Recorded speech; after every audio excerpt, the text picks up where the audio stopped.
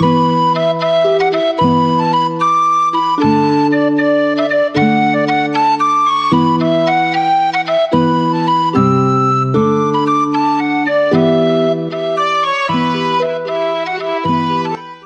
to Highland Waves, a podcast originating from Marshbrook Studios, located beside the world-renowned Margaree River in Cape Breton, Nova Scotia, Canada. Highland Waves feature stories about the people, the places, and the visitors to Inverness County. I'm Pat Wall, your host. This morning I'm pleased to have with me in the studio a wonderful musician, singer, songwriter, and Cheticamp native, Sylvia LeLievre. Welcome to Highland Waves, Sylvia. Thank you for the invitation. Sylvia is now going to get us started with her music, and she will introduce the piece. Sylvia? This first piece that I performed is called Ouvre ton cœur, which means to open your heart. And it's basically a love song that if most of us we've loved and we've lost, but still, we should all have the wisdom to be able to realize that it's there, never ever taking it for granted, because once it's gone, it's gone.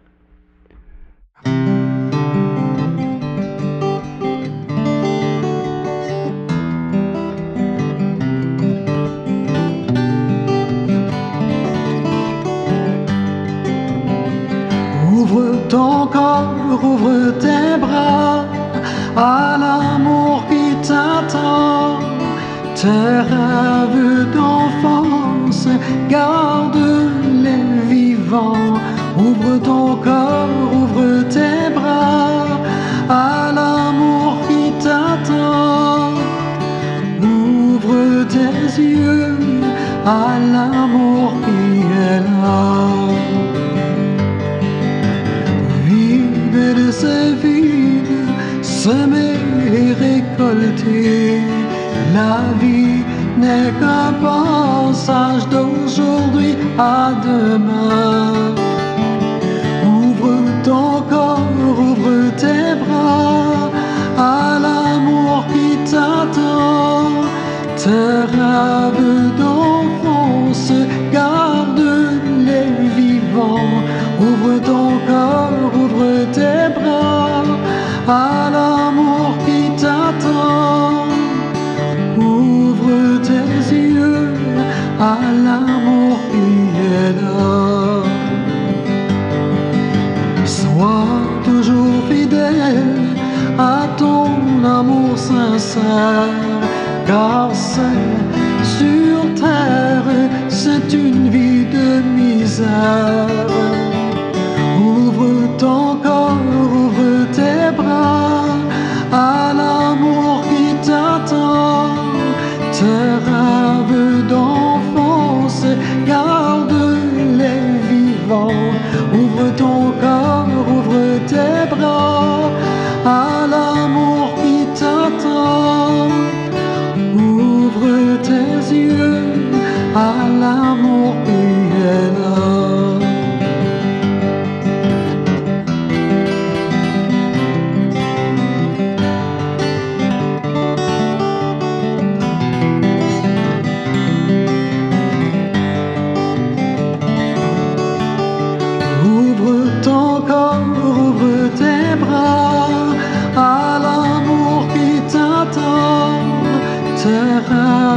D'enfance, garde-les vivants. Ouvre ton corps, ouvre tes bras à l'amour qui t'attend. Ouvre tes yeux à l'amour qui est là. Oh oui, ouvre tes yeux à l'amour qui est là.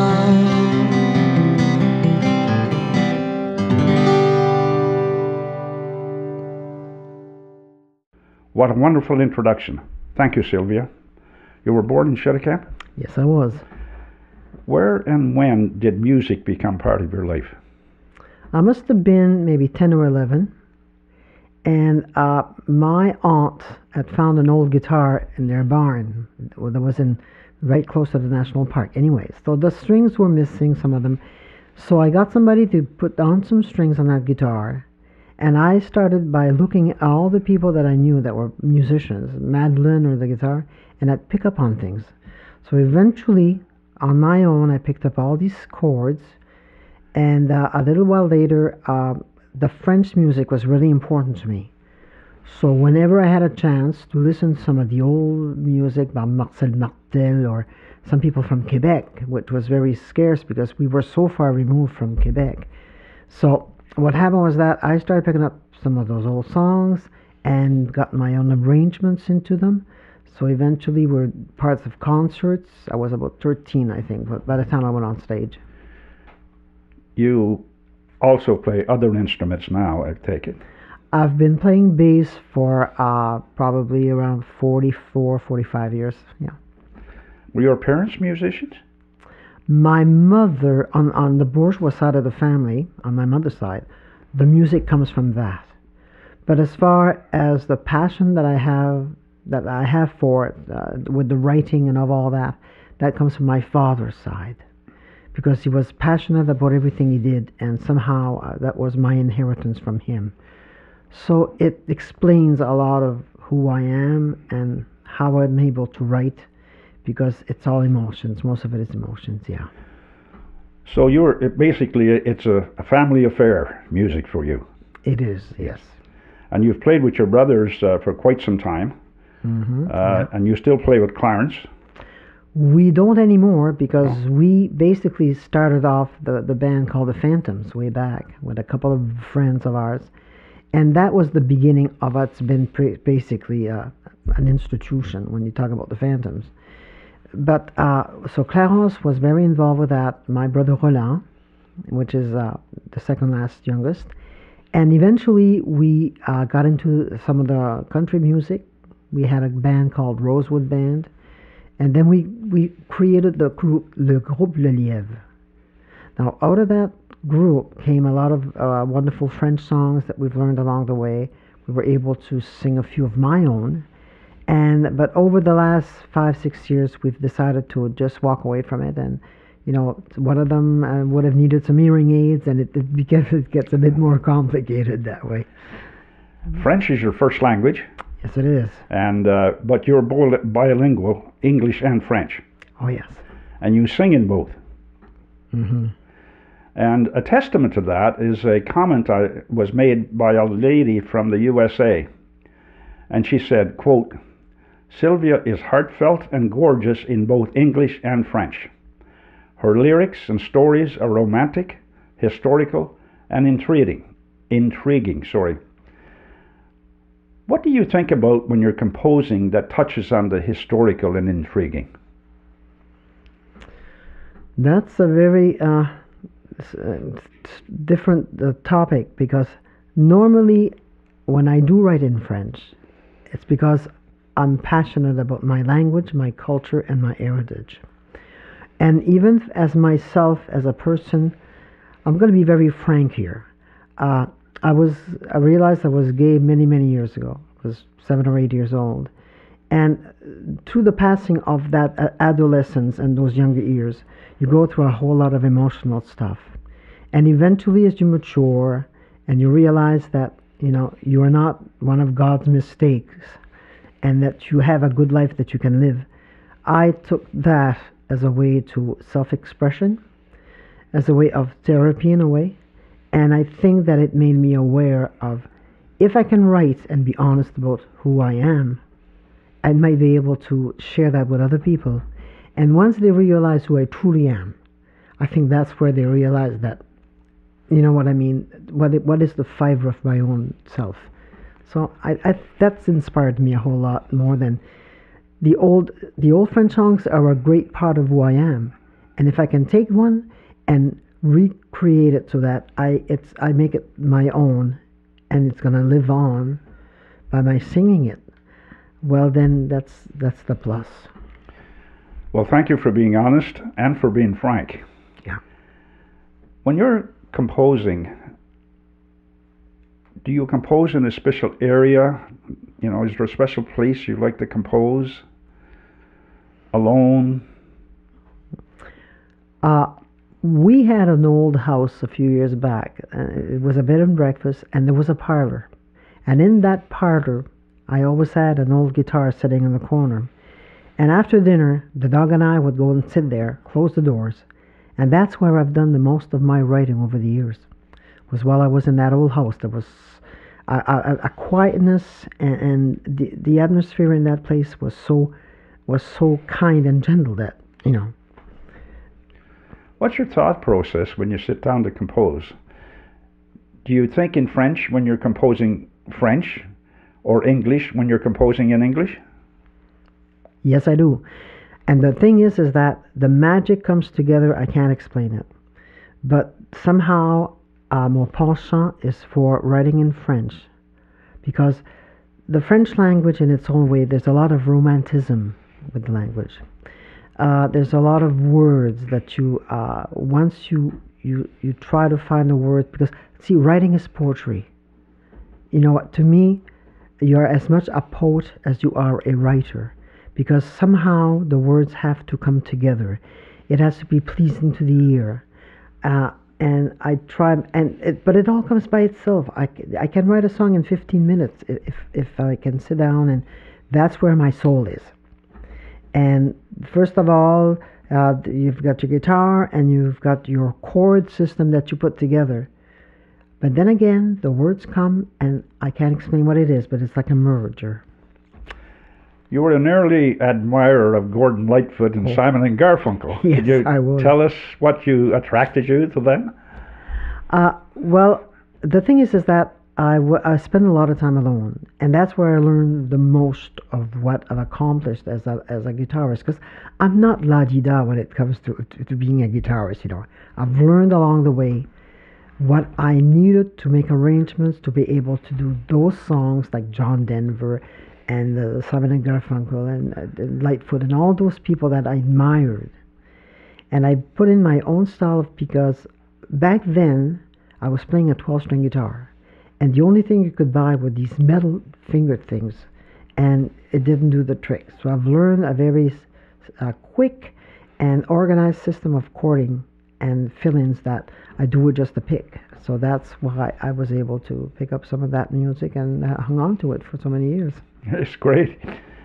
Beatlemania intrigued you and your brothers and musical friends. Did it ever? So much so that you started the band, the Phantoms. Yeah. Can you tell our listeners about those early years with the Phantoms? I was 15, and I went to the States to visit my aunt over there. And at the time, there was no Beatle records that you could buy in Canada, I don't think. It was just the beginning. We didn't have any record store per se in Chetigan because we were so far removed. So anyway, I bought 4 of those albums, Meet the Beatles, Beatlemania, Hard Day's Night, whatever. I got them home like in my suitcase. I didn't say that I had them, like I went under the wire, like I usually say. So by the time I got home, my uncle used to have a barber shop. So he said, well, if you guys want to practice and pay a little bit of oil so that, you know, so that's what we started doing. Clarence, my brother Clarence, and another friend, he's like a second cousin, Marcel Lefort. One of Clarence's friends, Simon Jolarad, and myself, we started practicing, and we didn't know any of these chords, like minors and all that stuff, like the Beatles, you know, the rock and roll style. So Marcel's father, Médéric Lefort, was a music teacher. So Marcel would go home, play this stuff to his father, who did it on the keyboard, transposed it to the guitar, and then he'd come with us, and then he'd show us how to do all this chording. The next challenge was the vocal arrangements, because we were 3 vocalists, and we've learned down pat an awful lot of these arrangements that the Beatles would do. Then came the Beach Boys, and so we started putting together this music with the concept of we're going to learn chords, we're going to do it right, we're going to do the right harmonies, and let's do this as well as we can. And it worked. But you were an immediate success, became very popular, and you play it all over Cape Breton. Well, quite a bit of it, yes. Yeah. And I think there was 25 musicians in the band over the years. Right now, we did our 50th reunion in 2016, so that would be about 57 years ago that we got it off the ground. And over the years, yeah, I would imagine it's about 25 or 26 members that came through as a part of it. A few have passed away since then, and so it's been a continuum for years, yes. Did you play outside the province with the Phantoms as well? I didn't. I think that because the group reformed a number of times, regrouped, and for the last so many years I was not a part of it because I was into Groupe LeLievre. We had businesses that we had to take off, so take care of. So yeah, I think the boys might have played in New Brunswick. I'm not sure about that because I didn't, but as far as myself and my own self as my music and the Groupe LeLievre, we went outside we were outside the province, yeah. You were also part of a band, as you mentioned, Rosewood. Can you talk about that a little bit? Rosewood came about in 81, I believe, 81. And there was a friend of mine, that he wanted to put together a group, and he was a wonderful country and western singer. So him and I and a couple of buddies got together, and we started practicing the country music that he really liked. Some of the old French songs that he did, like round dancing style, that style of music. So then eventually my brother Clarence came in and did the drums. So Clarence there and myself, well, of course, the country music we did was really, really nice with him and the harmonies and all that, because we had a background of vocals and everything.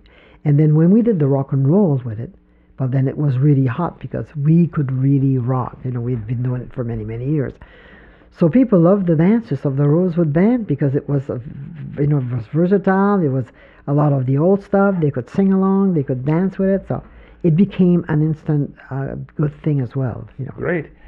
Obviously, you're very versatile, and you started composing around the early 80s. When did you start performing solo? As a solo artist, me and my guitar, I started doing that at Laurie's Motor Inn. There was a company, a bus company called Caravan Bus Tours, and what they did was they approached me to see if I would play some music and talk about some of the historical facts about our area and everything. So it worked out well. I just took my guitar and I would speak to all these new people from away with a program of about an hour and a half. So I could talk to them about who the French were, how they came about.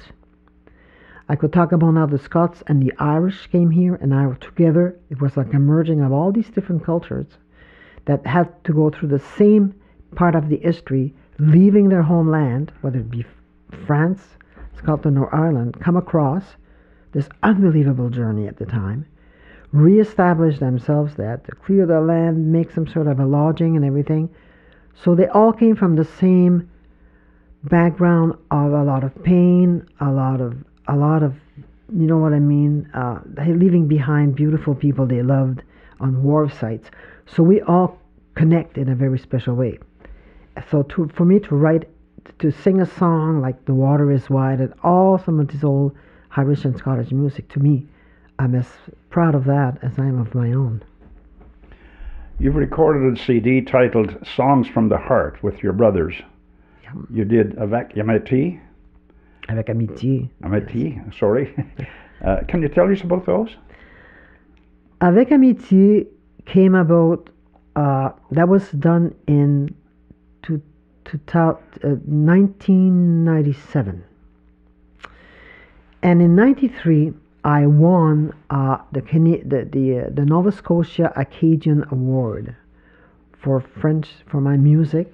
The two songs that I will be performing in this program were the songs that I won with, because of the lyrics, because of the content as well, but also the fact that it was French and it was part of who I am, and so it became kind of a cultural. And so by winning that, they made a $12,000 production of the two songs at Radio Canada, or CBC in Halifax. So that started off that first CD, Avec Amitié, which means with care, with loving, And so eventually, through the CKGM radio station in Chetika, they received a project where I was a part of putting together 8 of my songs, and there was also an interviewing all this. So this became something else that was recorded at the radio station, the studio that they had in Chetika. So that was 10 songs that actually had been worked, and I was allowed to use them to create a CD. So I added 2 more songs, so that's how that CD came about. Well, thank you for that, and congratulations on winning that award. It was very gratifying because it gave me I guess it allowed me to realize what I was capable of as a songwriter, as a solo artist as well. So it gave me a chance to actually spread my wings on my own in a way. Yeah. Are you still performing solo? I am. Whenever I am performing, most of the time I do, but my buddy Marcel Lefort, that was one of the original Phantoms, comes and plays the guitar with me whenever I need him, and he's always there. He's very faithful to me. That's great. You played during Celtic Colours in Camp this year for the 5th time. Do you enjoy playing in those concerts? I feel that it's a privilege because there are so many Cape Breton artists that are really, really wonderful artists. And as a French performer, I think that somehow I've made my little pathway through the whole organization in a way. And I became very close to Joella Foles. That was one of the main creator of this all wonderful international festival. So yeah, the thing is that it validates who you are as an artist, I think. Recently I saw a video on YouTube with you singing at the Trois Peniers in Camp, I think it was, with Marcel Lefort. Mm-hmm. And I don't know the name of the song, but I was spellbound by the song. You obviously perform and practice regularly together? As often as we can. Either he comes down for a couple of days and there's always a guitar. And whenever I go visit them in Sydney, because he lives in Sydney, so yeah, there's never a time that I go up that we don't get together with, usually it's a friend or two, and it's always alive, it's always there, it's always a part of who I am. Have you ever considered doing a CD together, just the 2 of you? No, because it's something that we've never really thought of. We've performed quite a bit together, but then the thing is that unless that you can work it together, it would be really difficult. So, because the arrangements or the vocals, it's all kinds of things. But do you teach music? No, never did. Okay. Way back, there was a few women that would have wanted to, but they didn't want to cut their nails. So the minute that they said, "Oh, my nails," sorry. What advice do you have for somebody who wants to learn music? Or to play music, I should say. Try to do it as young as you possibly can, because as you get older, it's not that easy. So, but when you're younger, and if you have any aptitude that you think you would want to go there are different people now. Like in Chetika, there's a lady by the name of Nicole Deveau that's great. She has a little studio over there that she can work with the different children or younger people, and she even though if you're older and you want to do it for just the fun of doing it, for sharing it with the other friends and whatever, they've got a group down there. They play the ukulele because it's much easier to actually play than the guitar in a way. So if anybody's interested, go give that a try. You know what I mean? But there's always an avenue that you can check into if you're really interested. But don't do it without wanting to do it. It has to come from your heart. Is there anything you would like to add? Just that now, where I'm at with my music, we perform with a couple of really good friends, and we try to do a lot of volunteer work if we're asked, and but it will always be a part of my life as much as I can play the guitar and sing a tune. Before we close out the program, Sylvia will now introduce another of her beautiful songs titled Je t'appartiens. Je t'appartiens, I wrote that in about 10 to 15 minutes. It all came to me way back. And which the song means, I belong to you. Je t'appartiens. And that's basically what the meaning of the song is that when you truly love someone, it's almost like a feeling of sharing with another soul. And it talks about what you can see in a person's eyes, or what you can hear when they speak into you. And so that's what the song is about.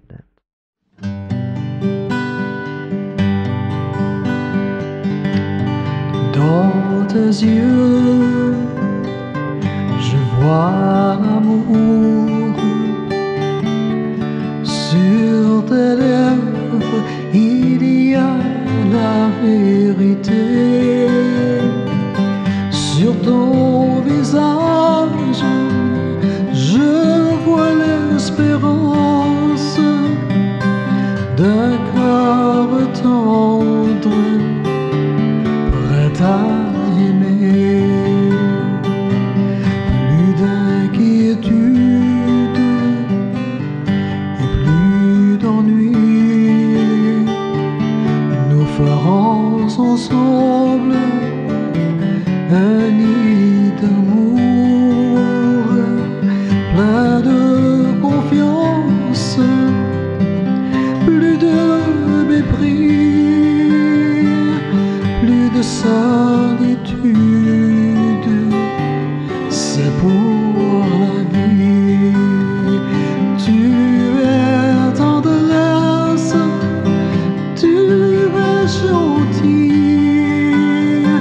tu me donnes le rêve de ma vie. Sans toi la vie, elle ne vaut rien. Aujourd'hui même, je t'appartiens.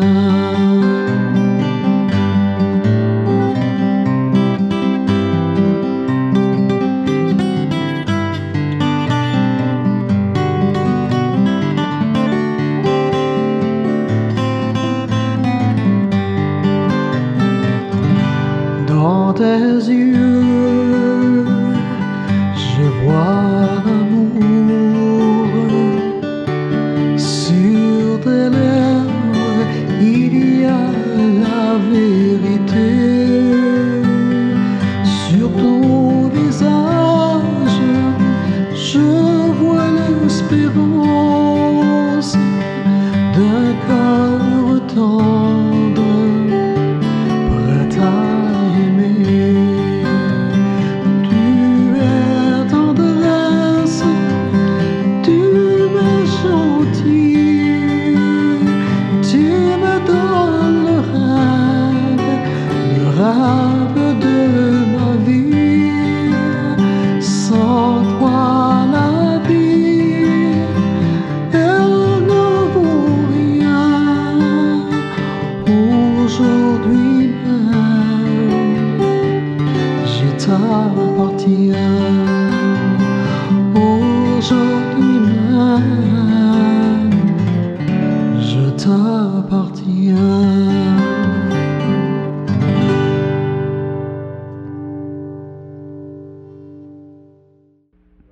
Wow, wonderful, Sylvia. Thank you for taking the time to come to Highland Waves, sing for us, and share your extensive musical knowledge, advice, and experiences. I wish you well in your future endeavours, and I still think you and Marcel should do a CD. Thank you to our listeners, and a reminder to hit the like and especially the subscribe button so you can stay up to date. Our thought for today is by Bono, who said, "Music can change the world because it can change people." So long for now, Pat.